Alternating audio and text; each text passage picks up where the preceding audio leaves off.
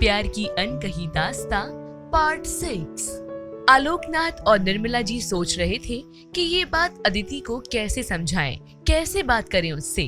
अदिति घर आई तब दोनों हॉल में बैठे उसी की राह देख रहे थे। अरे क्या हुआ, आप दोनों आज बिना झगड़े के साथ बैठे हुए हो, वो भी इतने शांत। आज सुबह सूरज उल्टी दिशा से निकला था क्या? अदिति हंस के बोली। ऐसा कुछ नहीं है, तेरी ही राह देख रहे थे, आलोकनाथ जी ने कहा। मेरी? मैं तो अपने टाइम पर आई हूँ, कुछ काम था तो आप फोन कर लेते, जल्दी आ जाती मैं। नहीं नहीं कोई बात नहीं। आज हॉस्पिटल गई थी क्या? निर्मला जी ने पूछा।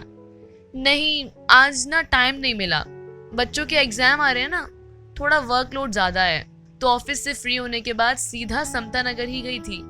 अच्छा ठीक है, तू फ्रेश होकर आ, मैं खाना लगाती हूँ। अदिति फ्रेश होने चली गई।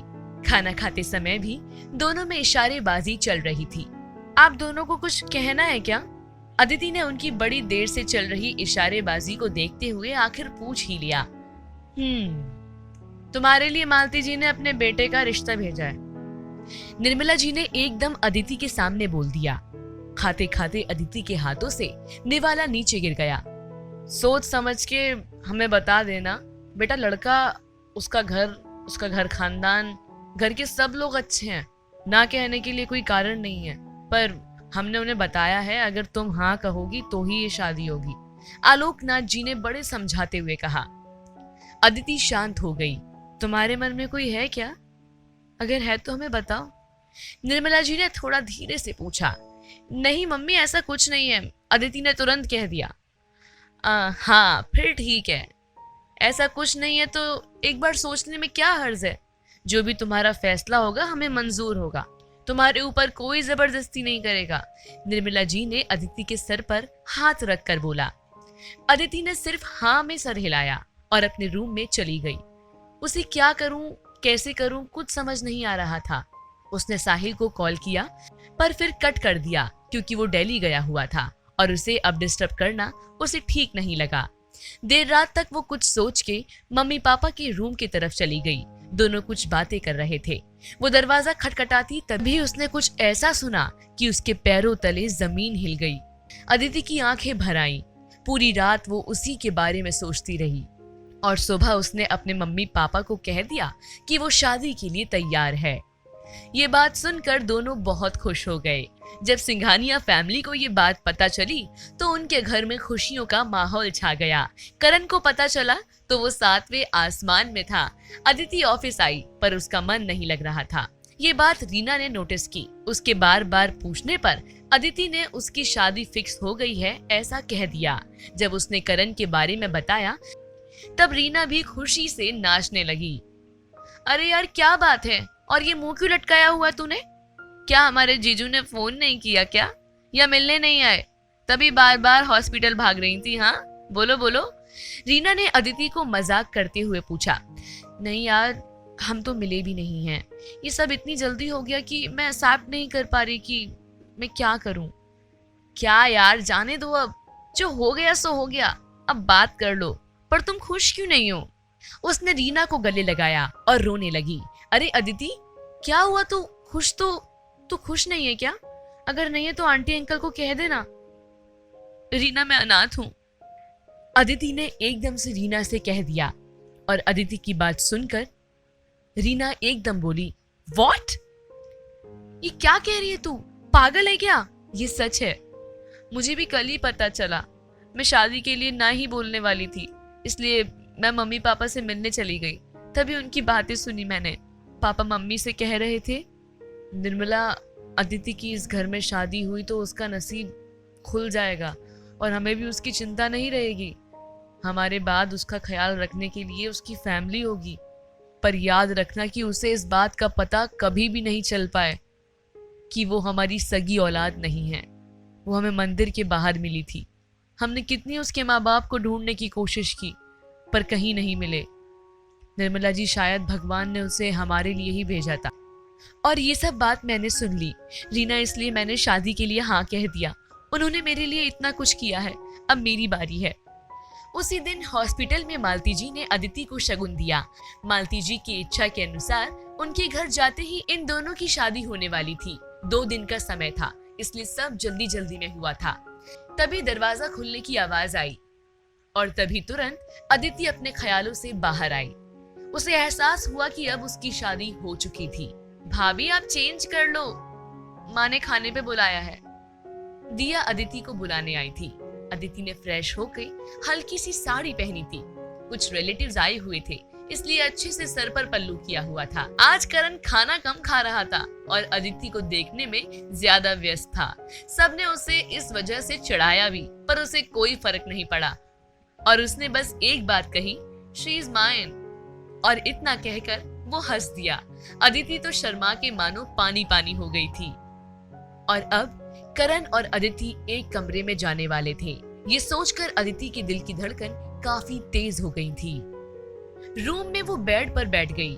दरवाजे की आवाज आते ही उसने सोने का नाटक किया और लेट गई। करण ने एक बारी उसे देखा और हंसकर फ्रेश होने चला गया। अदिति ने लंबी चैन की सांस ली। करण जैसे ही फ्रेश होकर आया, वो फिर से सोने का नाटक करने लगी। करण ने जैसे ही बेड पर बैठकर अदिति के सर पर हाथ रखा, अदिति घबरा कर उठ गई। एक अलग सी फीलिंग आ रही थी उसे। करण ने हंसकर उसके हाथों को पकड़ा और अपनी तरफ खींचा। ये इतनी जल्दी हुआ कि अदिति को संभालने का मौका नहीं मिला। वो जाके सीधा करण की बाहों में गिरी। आज पहली बार वो दोनों इतने करीब थे। दोनों की धड़कनें तेज हो गई थी। दोनों एक दूसरे की आंखों में खो गए थे। करण ने हल्के से उसके गालों पर किस किया। अदिति ने नजरें नीचे झुका दी। करण ने हंसकर उसको देखा और कहा, शर्माते हुए तुम बेहद खूबसूरत दिखती हो। करण के कहते ही अदिति उसका हाथ छुड़ाकर उठने लगी और वो अपनी जगह पर जाकर सो गई। करण ने पीछे से उसकी कमर में हाथ डालकर उसे अपनी तरफ खींच लिया। उसने करण की तरफ देखा। उसकी आंखें बंद थी। वो थोड़ी देर देखती ही रही। ऐसे देखती रहोगी या सोने का भी इरादा है? सुनो, मुझे कोई प्रॉब्लम नहीं है। अगर तुम्हें नींद नहीं आई तो बता दो, मेरे पास करने के लिए और भी कुछ है। करण ने चुपके से उसके कानों में कह दिया। अदिति के पेट में तो मानो कुछ कुछ होने लगा। शरीर में 240 वॉट का करंट दौड़ा। उसने जल्दी से आंखें बंद कर ली। करण उसे वैसे ही बाहों में लेकर सो गया। दूसरे दिन करण उठा तो अदिति उसकी बाहों में आराम से सोई हुई थी। उसके चेहरे पे कुछ जुल्फें बिखरी हुई थी। करण ने धीरे से उन्हें कानों के पीछे कर दिया। उसका हाथ लगते ही नींद में भी अदिति के चेहरे पर लाली छा गई। करण की नजर उसके होठों पर गई। अदिति के होठ लाल लाल कोमल से थे। उसको रहा नहीं गया और उसने अपने होठों से उसे हल्के से चूम लिया। और तभी अदिति की आंखें खुल गईं। करण को इतना करीब देखकर वो हड़बड़ा गई। वो उससे दूर होने की कोशिश करने लगी, पर करण ने उसे जोर से अपनी बाहों में पकड़ लिया।